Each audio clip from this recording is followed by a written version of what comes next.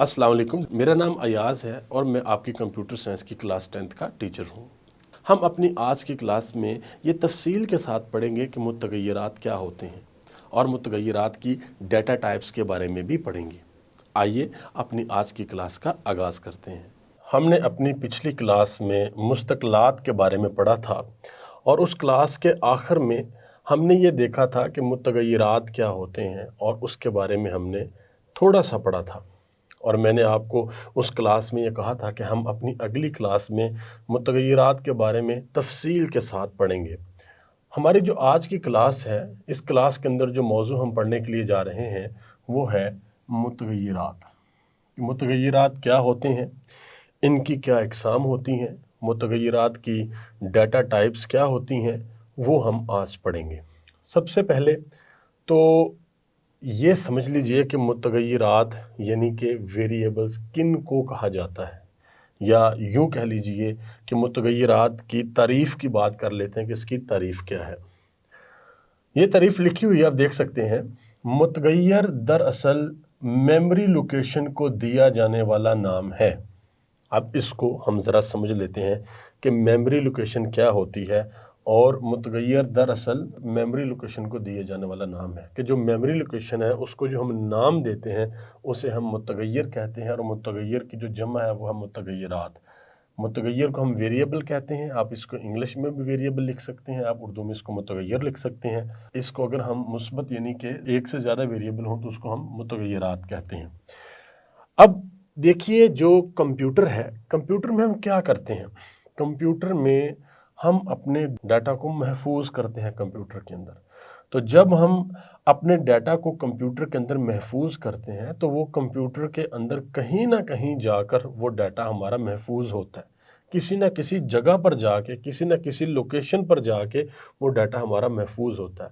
वो जो भी लोकेशन होती है उसे हम कहते हैं कि ये मेमोरी लोकेशन है, यानी कि मेमोरी जो साइज़ होता है उसकी लोकेशन हम कहते हैं कि ये एक मेमोरी लोकेशन है, यहाँ पे कुछ ना कुछ पड़ा हुआ है। तो इसीलिए हमने ये लिखा मुतग़य्यर दरअसल मेमोरी लोकेशन को दिया जाने वाला नाम है कि एक लोकेशन है जहाँ पे कोई डाटा पड़ा हुआ है, कोई मेमोरी पड़ी हुई है और उसको हम कोई नाम देते हैं, उस नाम को हम कहते हैं मुतग़य्यर।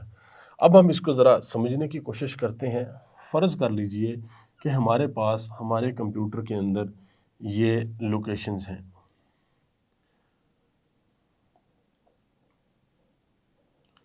ये हमारे पास 1 2 3 4 5 6 यानी कि 1 2 3 4 5 6, ये 6 लोकेशंस हैं। हम इस लोकेशन पे महफूज कर लेते हैं 5, इस लोकेशन पे महफूज करते हैं ए, इस लोकेशन पे महफूज करते हैं बी, इस लोकेशन पे महफूज करते हैं 3.2 यानी कि 3.2, इस लोकेशन पे महफूज करते हैं बी और इस लोकेशन पे महफूज करते हैं हम 16। इस तरीके से ये हमने क्या किया कि अपना डाटा जो है वो मेमोरी लोकेशन पर महफूज कर लिया। अब हमारा यानी कि स्टोर कर लिया, महफूज कर लिया। अब ये डाटा महफूज हो गया है। अब ये जो जगह है, एक जगह ये है, एक ये है, एक ये, एक ये, एक ये और एक ये, इनको हम कोई ना कोई नाम देते हैं कि इस जगह का नाम ये है, इस जगह का नाम ये है, इस जगह का नाम ये है और इस जगह का नाम ये है। अब ये जो जगह है इसको हम नाम दे देते हैं ए का, ये जो जगह है इसको हम नाम दे देते हैं बी का, इस जगह को नाम दे देते हैं सी का, कुछ भी नाम दे सकते हैं आप, डी, इसको आप एक्स और इसको आप जी भी नेम दे सकते हैं। आप ऐसा भी कर सकते हैं, आप इसका नेम जो है वो ये रखें फर्स्ट, इसका नेम आप सेकंड रख लें, इसका थर्ड रख लें, इसका फोर्थ, इसका फिफ्थ, इसका सिक्स्थ, यानी कि फर्स्ट सेकंड, इस तरीके से। अच्छा, अब आपके जहन में ये सवाल होगा कि ये जो हम नाम रख रहे हैं इसके भी तो कोई असूल होंगे कि ये नाम हम कैसे रखते हैं। तो बिल्कुल आप ठीक सोच रहे हैं।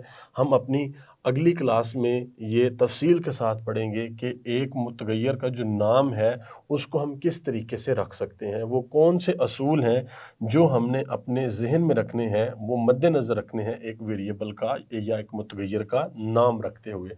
तो यहाँ तक तो हमने इतना समझ लिया कि जो मुतग़य्यर होता है, वेरिएबल होता है, वो किसी न किसी मेमोरी लोकेशन का नाम होता है और उस लोकेशन में वो वेरिएबल मेमोरी लोकेशन का नाम होता है। ये बहुत ही अहम बात है, इसको आप याद रखिएगा कि वेरिएबल मेमोरी लोकेशन का नाम होता है और उस मेमोरी लोकेशन पे कुछ महफूज होता है, उसके अंदर कोई वैल्यू, कोई कीमत पड़ी होती है, कुछ ना कुछ महफूज होता है। तो जब हम सी लैंग्वेज के अंदर अपने प्रोग्राम करेंगे तो वहाँ पे हम क्या कर रहे होंगे, हम ये कह रहे होंगे कि एक वेरिएबल है ए, उसमें वैल्यू पड़ी हुई 5, हम इस तरीके से लिखेंगे।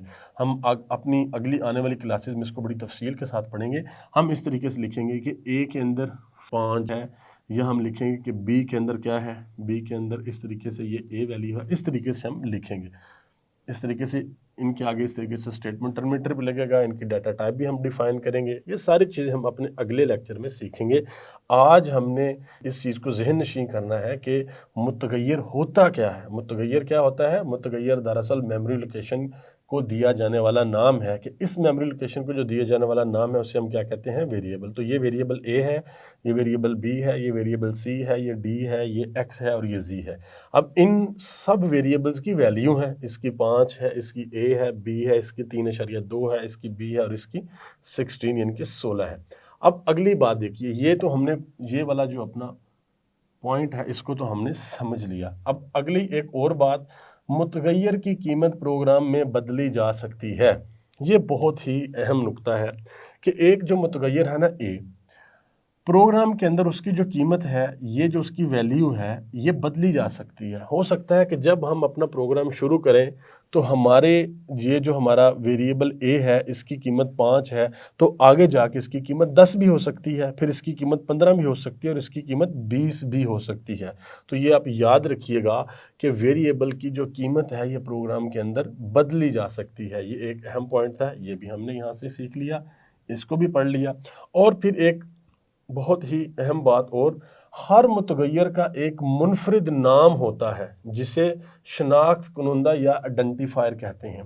कि हर मुतगय्यर का, मुतगय्यर क्या है? मुतगय्यर मेमोरी लोकेशन का नाम है, मेमोरी लोकेशन को दिए जाने वाला नाम है। और अब वो जो नाम है ना वो हर वेरिएबल का मुनफरिद होता है, यानी कि ऐसा नहीं हो सकता कि आप एक प्रोग्राम लिख रहे हैं और एक प्रोग्राम के अंदर दो वेरिएबल का एक ही नाम हो। ऐसा नहीं हो सकता कि एक वेरिएबल ए है और दूसरा एक और वेरिएबल है वो भी ए है, ऐसे नहीं हो सकता, बल्कि वेरिएबल का जो नाम है वो मुख्तलिफ होगा। तो ये पॉइंट भी हम यहाँ से क्लियर कर लेते हैं कि ये नुक्ता बहुत ही अहम है। हर मुतगय्यर का एक मुनफरद नाम होता है और जो मुनफरद नाम होता है उसे हम क्या कहते हैं? उसे हम आइडेंटिफायर कहते हैं। तो आपको आपके इम्तिहान के अंदर ये पूछा जा सकता है कि आइडेंटिफायर किसको कहा जाता है, तो आप वहाँ पर लिखेंगे कि हर मुतगय्यर का एक मुनफरद नाम होता है जिसे शनाख्त यानी कि आइडेंटिफायर कहते हैं। अब यहाँ पे आखिरी जो एक नुक्ता है, अब हम आते हैं उसकी तरफ। ये वाला नुक्ता इंतहाई अहम नुक्ता है, इसको हमने आज समझना है और बड़ी तफसील के साथ समझना है। अभी तक हमने देखा मुतगय्यर की तारीफ़ क्या है, और उसमें दूसरे नंबर पे हमने ये समझा मुतगय्यर की कीमत प्रोग्राम में तब्दील की जा सकती है। फिर हमने मुतगय्यर के नाम के बारे में ये पढ़ा, यानी कि शनाख्त कुनंदा जिसे आइडेंटिफायर कहते हैं। और अब ये वाला जो नुक्ता है ये क्या है? हर मुतगय्यर की एक डाटा टाइप होती है। अब यहाँ पे बहुत ही अहम बात है, ये आपने देखा कि यहाँ पे हमने 5 लिख दिया, यहाँ पे हमने ये वावैन का इस्तेमाल किया जिसको हम इन्वर्टेड कोमा कहते हैं। ये सिंगल भी होते हैं, डबल भी होते हैं। सिंगल इन्वर्टेड कोमा ये होता है और डबल इन्वर्टेड कोमा ये होता है। तो ये हमने इस्तेमाल किया। अब ये हमने ऐसे क्यों किया? ये मुख्तलिफ डाटा टाइप्स हैं। डाटा क्या होता है? डाटा को हम समझने की कोशिश करते हैं आसान अल्फाज के अंदर। डाटा होती है इंफॉर्मेशन, कोई भी इंफॉर्मेशन है वो डाटा है। या इसको समझने के लिए हम इस तरीके से कर लेते हैं कि जब रोज़मर्रा ज़िंदगी में हम अब कंप्यूटर इस्तेमाल करते हैं तो वहाँ पे हम कहते हैं कि जी हमारे कंप्यूटर के अंदर डाटा पड़ा हुआ। वो डाटा क्या होता है? वो डाटा हमारी फाइल्स हो सकती हैं, वीडियो फाइल्स हो सकती हैं, ऑडियो फाइल्स हो सकती हैं, हमारा वर्ड का डॉक्यूमेंट हो सकता है, एक्सेल की कोई शीट हो सकती है। इस तरीके से डाटा हमारा कोई भी हो सकता है। बिल्कुल इसी तरह से मुतगय्यर के अंदर जो हम कीमत महफूज करते हैं वो कोई डाटा होता है। उस डाटे की टाइप होती हैं, यानी कि उसकी इकसाम होती हैं डाटे की। अब डाटे की इकसाम कौन सी होती हैं? डाटे की इकसाम 3 किस्म की होती हैं। एक होती है इंटीजर, एक होती है रियल और एक होती है करैक्टर। अब ये इंटीजर क्या होता है, रियल क्या होता है और करैक्टर क्या होता है, इसके बारे में आज हम सीखेंगे। ये तो हमने सीख लिया कि मुतगय्यरात यानी कि होते क्या हैं, और मुतगय्यर की तारीफ़ के बारे में भी सीख लिया, बाकी चीज़ें भी हमने देख ली। अब हम ये देखेंगे कि टाइप्स ऑफ डाटा, यानी कि मुतगय्यर का जो हम यहाँ पे डाटा महफूज करते हैं उसकी टाइप्स क्या है, उसकी इकसाम क्या है, कि किस किस्म का डाटा हम महफूज कर सकते हैं। तो एक टाइप है इंटीजर, जो पहले नंबर पे टाइप है वो है इंटीजर, जो दूसरे नंबर पे हमारे पास टाइप है वो है रियल, और जो तीसरे नंबर पे हमारे पास टाइप है वो है करैक्टर। अब यहाँ पे जो इंटीजर डाटा टाइप है उसको हम सी लैंग्वेज के अंदर कैसे लिखते हैं, INT, इस तरीके से लिखते हैं। और जो रियल डाटा टाइप है उसको हम सी लैंग्वेज के अंदर कैसे लिखते हैं, FLOAT, फ्लोट। और जो करैक्टर डाटा टाइप है उसको हम CHAR के नाम से लिखते हैं। आप समझते हैं कि इंटीजर डाटा टाइप के अंदर किस किस्म का डाटा आता है। इंटीजर डाटा टाइप के अंदर आपका कोई भी नंबर आ सकता है, जैसे ये 123 है, 95, 96, 97, या 1000 है, इस तरह कोई भी नंबर आपका इंटीजर डाटा टाइप में आ सकता है। ठीक है, उसमें कोई भी, यानी कि इंटीजर में इस डाटा टाइप में इस तरह के नंबर, इस तरह की वैल्यूज या इस तरह की कीमतें आ सकती हैं। याद रखिएगा कि ये जो इंटीजर डाटा टाइप है इसमें कोई अशारिये वाली, यानी कि 2.6 इस तरह की कोई कीमत नहीं होगी इंटीजर डाटा टाइप में। और फिर जो रियल डाटा टाइप है जिसको हम सी लैंग्वेज के अंदर फ्लोट करके लिखते हैं, यानी कि जो हम, आपको याद है कि हमने एक क्लास पढ़ी थी जो कीवर्ड्स और रिजर्व वर्ड्स के बारे में थी, कि कुछ मुख्तस किए गए अल्फाज होते हैं सी लैंग्वेज के अंदर। तो ये जो अल्फाज हैं, ये इंट, फ्लोट, करैक्टर, ये मुख्तस अल्फाज हैं सी लैंग्वेज के अंदर। ये जो लफ्ज़ है यानी कि इंट, ये इंटीजर डाटा टाइप जब हमने लिखनी होती है अपने सी प्रोग्राम में तो हम इसके साथ लिखते हैं, इसकी मदद से लिखते हैं। जब फ्लोट लिखनी होती है इसकी मदद से लिखते हैं, जब करैक्टर लिखनी होती है तो इसकी मदद से लिखते हैं। ये भी अगली क्लास में हम वेरिएबल की डेक्लेरेशन और उसकी इनिशियलाइजेशन के बारे में पढ़ेंगे, वहाँ पे जाके ये कंसेप्ट आपको और ज़्यादा अच्छे तरीके से समझ आ जाएगा। तो इंटीजर की बात कर रहे थे, इंटीजर में इस तरह की वैल्यूज़ हो सकती हैं। फ्लोट में, जिसको हम रियल भी कहते हैं, फ्लोट में हमारी वैल्यूज़ कौन सी होती हैं, पॉइंट्स के अंदर, अशारिये के अंदर हमारी वैल्यूज़ होती हैं। जैसे ये 23.5 लिखा मैंने, यहाँ पे 2.14 लिख दूँ मैं, या यहाँ पे 5.6 लिख दूँ। तो रियल डाटा टाइप जो है जिसको हम फ्लोट से लिखते हैं, इसको रिप्रेजेंट कह सकते हैं आप, या ये कह सकते हैं कि इसको इस्तेमाल करते हैं हम फ्लोट को, इस डाटा टाइप को इस्तेमाल करने के लिए, वो कौन सी होती हैं, अशारिये वाली वैल्यूज़। उसके बाद तीसरे नंबर पे हमारे पास है करैक्टर। करैक्टर डाटा टाइप को जब हम इस्तेमाल करते हैं तो उसके लिए जो मुख्तस वर्ड है, जो रिजर्व वर्ड है, वो कौन सा है, CHAR, इसको इस्तेमाल करते हुए हम। और करैक्टर डाटा टाइप क्या होती है कि आपके सिंगल इन्वर्टेड कोमा के अंदर आपका कोई नंबर हो सकता है या आपका कोई अल्फ़ाबेट हो सकता है, यानी कि आपकी ABCD में से इस तरीके से यहाँ पे कोई हम हरफ यहाँ पर लिख सकते हैं। ठीक है, तो ये हमारी तीनों की तीनों डाटा टाइप होगी। अब हमने ये देखना है कि जो इंटीजर डाटा टाइप है उसकी अगर कोई अक़साम है तो उसके बारे में देखते हैं। और फिर हमने ये भी देखना है कि ये जो डाटा है जब हम इसको महफूज करते हैं अपने कंप्यूटर के अंदर, तो ये जो हमारी मेमोरी होती है ये कितनी मेमोरी लेता है, यानी कि कितनी मेमोरी, जिसको हम कहते हैं कि जैसे मिसाल के तौर पे आपने सुना होगा कि अगर हमने यूट्यूब से जाके कोई फाइल, कोई वीडियो डाउनलोड की, तो अक्सर हम कहते हैं अच्छा ये वीडियो 40 MB की है, ये वीडियो 2 GB की है, तो वो क्या होता है, मेगाबाइट, गीगाबाइट। इसी तरीके से यहाँ पे भी हम ये देखते हैं, इस तरह से KB भी होता है जिसको हम किलोबाइट कहते हैं। तो यहाँ पे हमने ये देखना है कि इंटीजर की आगे और कोई इकसाम है या नहीं है, रियल की आगे कोई और इकसाम है या नहीं है, और करैक्टर की आगे कोई और इकसाम है या नहीं है, ये हम सीखेंगे। पहले नंबर पे आते हैं हम इंटीजर के ऊपर, जिसको हम INT से लिखते हैं अपने सी प्रोग्राम के अंदर। तो इंटीजर की हमारे पास दो इकसाम है, एक साइंड इंटीजर है और एक अनसाइंड इंटीजर है। जैसे कि हमने यहाँ पे देखा कि इंटीजर में हम इस तरह से जो अपनी कीमतें वो महफूज कर सकते हैं। यहाँ पे ये जो इसकी इकसाम है वो ये है कि जो साइंड इंटीजर होते हैं ना, उसके अंदर हमारी मुस्बत वैल्यूज़ भी आ सकती हैं और हमारी मनफी वैल्यूज़, यानी कि पॉजिटिव और नेगेटिव दोनों वैल्यूज़ आ सकती हैं। यानी कि यहाँ पे इसमें हमारी -9, 10, -4, इस तरीके से ये वैल्यूज़ हमारी आ सकती हैं। और जो अनसाइंड इंटीजर होता है इसमें सिर्फ हमारी मुस्बत वैल्यूज़ होती हैं, यानी कि पॉजिटिव वैल्यूज़ होती हैं, जैसे 4, या जैसे 5, इस तरीके से ये जो इंटीजर है। बाकी फ्लोटिंग और जो फ्लोट डाटा टाइप है, फ्लोटिंग पॉइंट जिसे हम कहते हैं, इसकी आगे कोई इकसाम नहीं है और करैक्टर की भी आगे कोई इकसाम नहीं, उसको भी हम समझते हैं। अच्छा, यहाँ पे हमने ये भी सीखना है कि जब हम कोई इंटीजर कीमत या इंटीजर वैल्यू अपनी मेमोरी लोकेशन पर महफूज करते हैं तो वो कितनी मेमोरी लेता है। तो याद रखिएगा कि जो इंटीजर है ये 4 बाइट्स मेमोरी लेता है। इसी तरीके से जो फ्लोटिंग पॉइंट है ये भी 4 बाइट लेता है और जो करैक्टर है ये 1 बाइट लेता है। ये चीज़ अहम है, ये इम्तिहान में आपसे पूछी जा सकती है कि इंटीजर जो डाटा टाइप है ये कितनी बाइट लेती है जब हम इसको महफूज करते हैं। तो इंटीजर लेती है 4 और फ्लोटिंग पॉइंट जो ये भी 4 लेती है और जो करैक्टर है ये भी क्या लेती है, ये 1 लेती है और जो फ्लोटिंग है ये 4, यानी कि इंटीजर भी 4, फ्लोटिंग भी 4 और करैक्टर 1। 3 डाटा टाइप हमारे पास, याद रखिएगा, उसको भूलना नहीं है, इंटीजर, फ्लोटिंग और करैक्टर।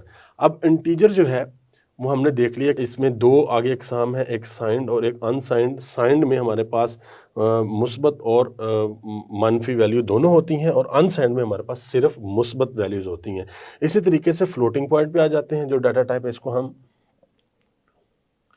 फ्लोट से लिखते हैं और ये जो हमारी मेमोरी लेता है वो भी 4 बाइट्स लेता है, यानी कि जिस तरह ये 4 बाइट है इस तरीके से ये भी 4 बाइट्स हैं।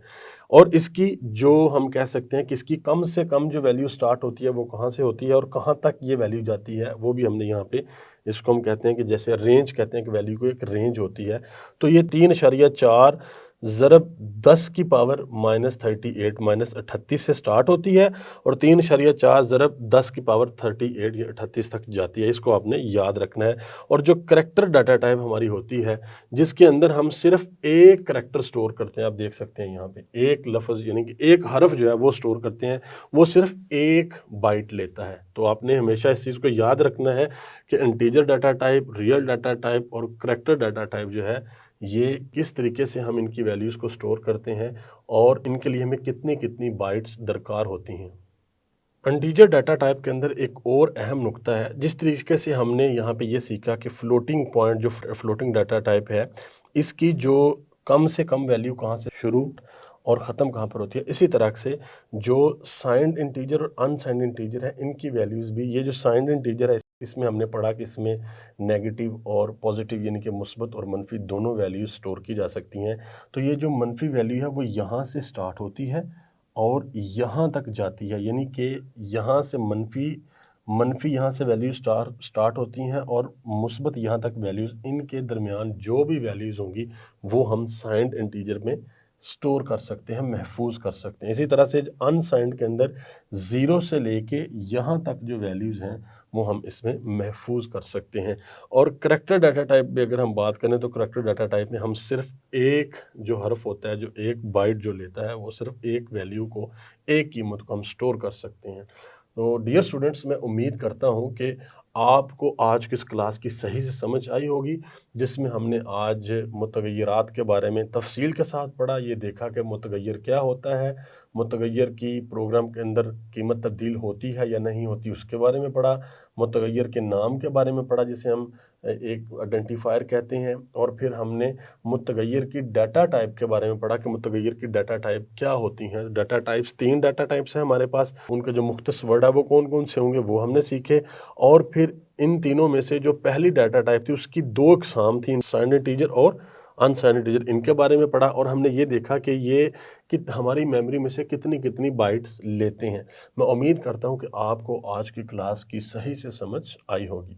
डियर स्टूडेंट्स, मैं उम्मीद करता हूँ कि आपको आज की क्लास सही से समझ आई होगी। हम जल्द मिलेंगे अपनी अगली क्लास में, तब तक के लिए अल्लाह हाफिज़।